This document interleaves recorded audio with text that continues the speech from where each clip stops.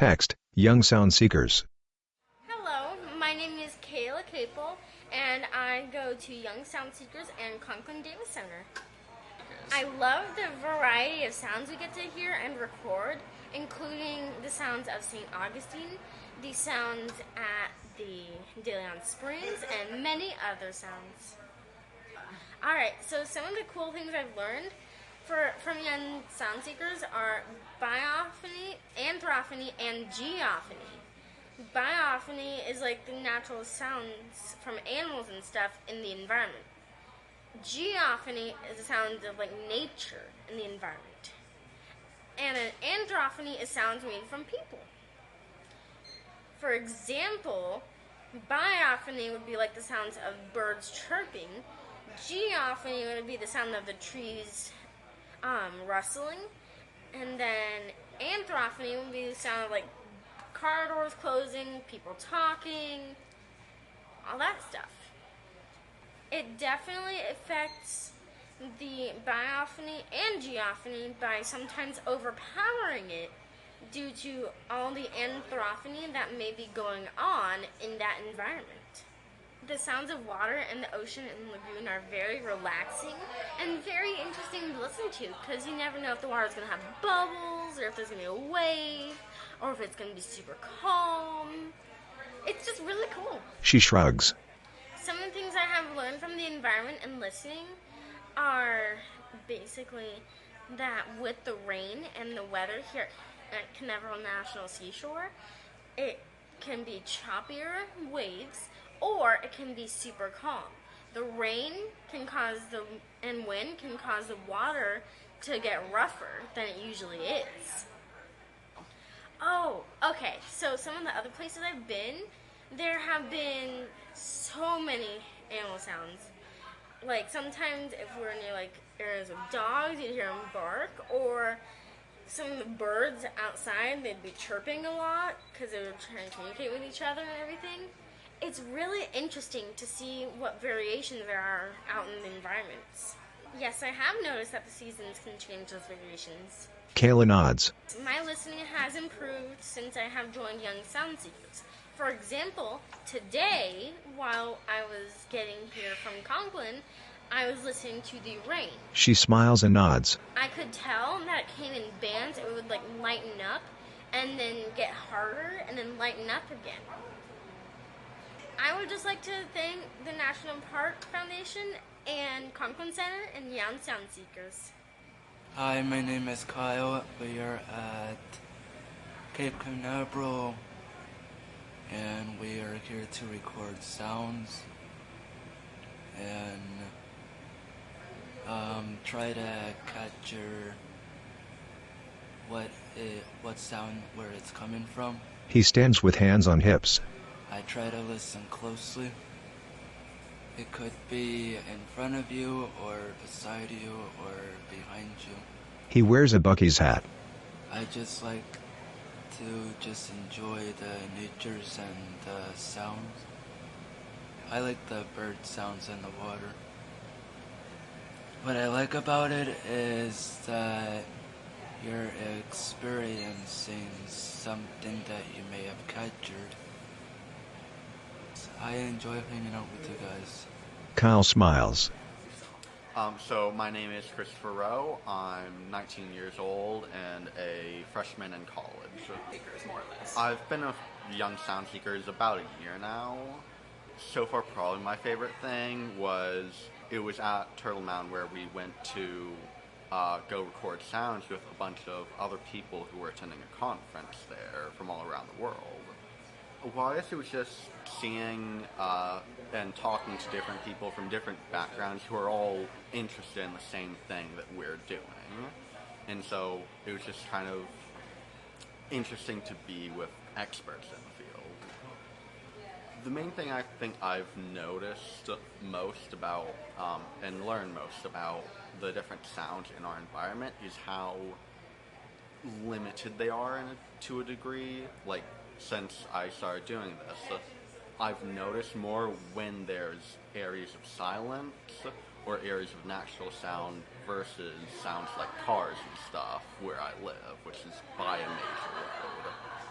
very much brought my attention more to the different sounds in my environment and makes me kind of appreciate more when there's more natural or less sound in general.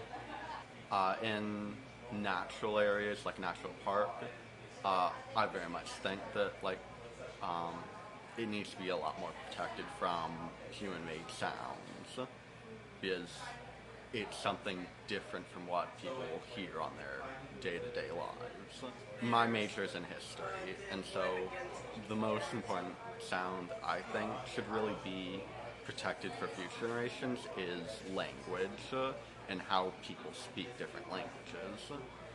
Um, Basically, as history's gone, people are beginning to homogenize language more and more. English is becoming more and more prevalent, and so I think that local languages and stuff should be more recorded and archived for future people to hear. This has really been an opportunity for me to kind of go outdoors and interact with people when normally I don't really, and it's kind of brought a lot of new experiences, and so thank you for the opportunity. A boy stands outside. Hi, my name is Walker. I've been with Sound Seekers for 4 years now. I think listening to a soundscape of a place helps you feel like you're actually there and what's going on. And it's not just like you're reading something about it. You actually get to hear the landscape and hear what it is like, even if you're like 500 miles away. It can teach you about learning about the environment by the way it has changed, the way the sounds have changed over the years, and what's new and what's different. 2 years ago, we did a summer camp at Stetson University for a week, and we got to do sound editing and recording. Personally, my favorite's the sound editing. And we got to make a story about a place of your choice, which I chose to make a montage about Canaveral National Seashore and the sounds you could hear there. And one of the things we did was make a postcard and put it on the National Park website. One other benefit about this program is meeting different people like Dr. Nathan and all the different Stetson students, even though they've all come and gone, and getting to help them with projects or something they need at school, and getting to meet new friends. One time we had a person talk to us about the different fish at one spring, and then we had somebody doing core samples, and then we had somebody about turtles at Canaveral, and then we also had at the Stetson Rowing Center, we had a bunch of people from around the world with the sound recording. That was pretty cool. Getting to talk to people about their soundscapes, and that's been my favorite.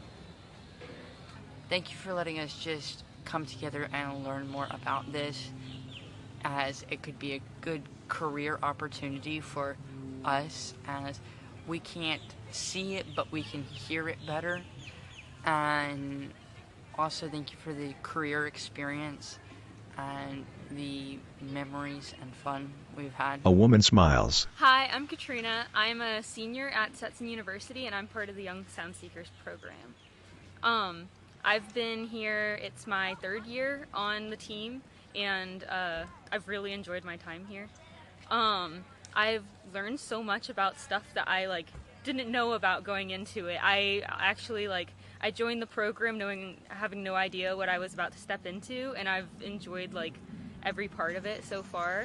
I especially am interested in how we've been focusing on accessibility in terms of working with people who are blind or visually impaired or partially sighted, and how we look to expand people's experiences in the parks and state parks and national parks through our recording with sounds so that they can appreciate nature as everyone else does, and then also through the different teaching experiences we've had at the different parks with park rangers and people who work at the parks. Text, Young Sound Seekers. ACA, Stetson University.